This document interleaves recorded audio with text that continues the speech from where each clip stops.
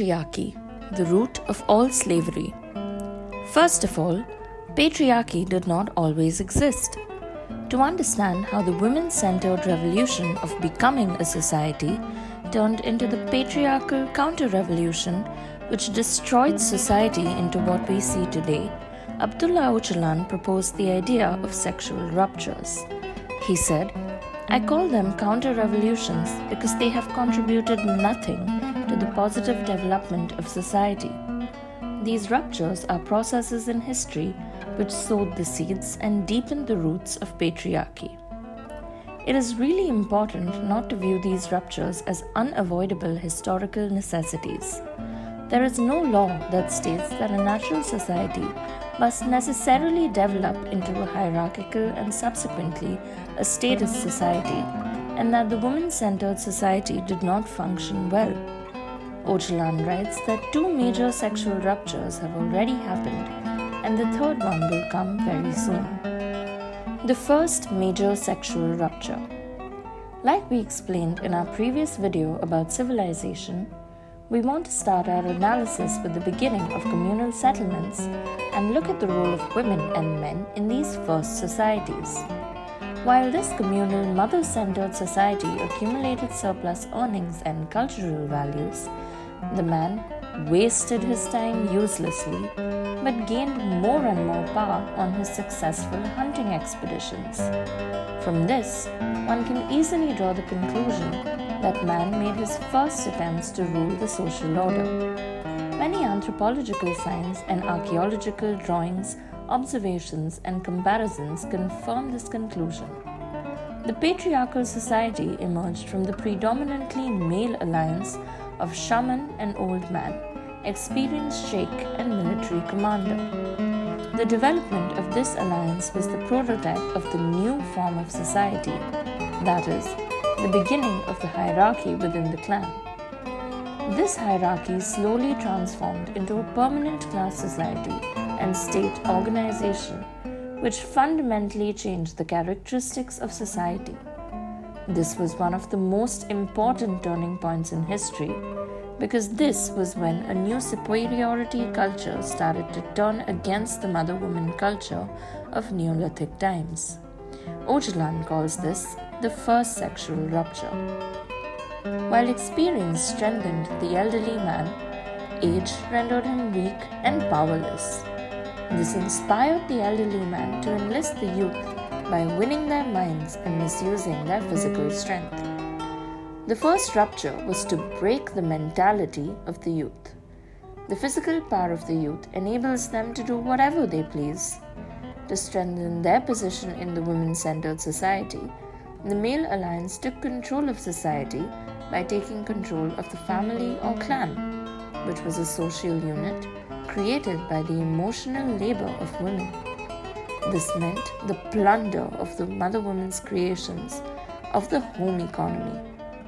By starting to separate the children from the mother, they created male private ownership and established male inheritance and dynasties.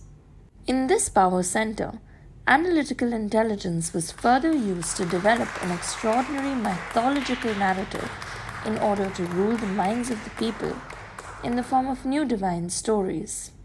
For example, in the mythological world composed for Sumerian society, man is exalted to the point that he is deified as creator of heaven and earth, while woman's divinity and sacredness is first demeaned and then erased.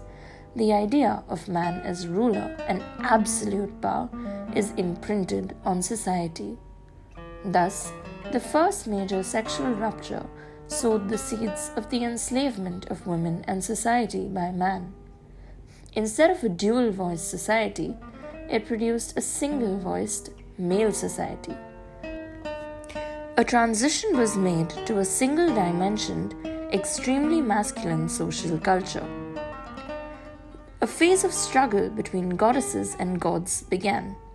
Among the Sumerians, the woman still enjoyed respect.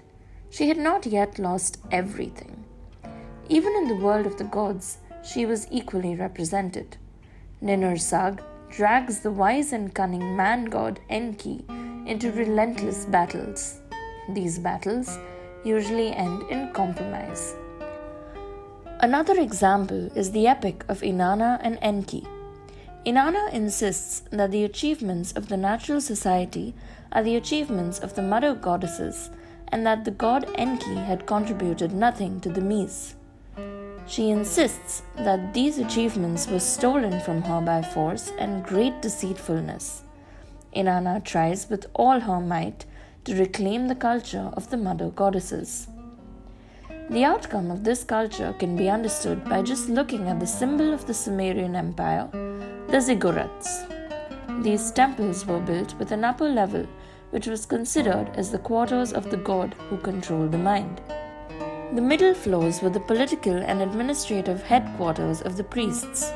Finally, the bottom floor housed the craftsmen and agricultural workers who were forced to work in all kinds of production. Essentially, this model of society has been unchanged till today. The process of transforming into a hierarchical society was not an easy one. This was the transition phase between the ancient communal society and state.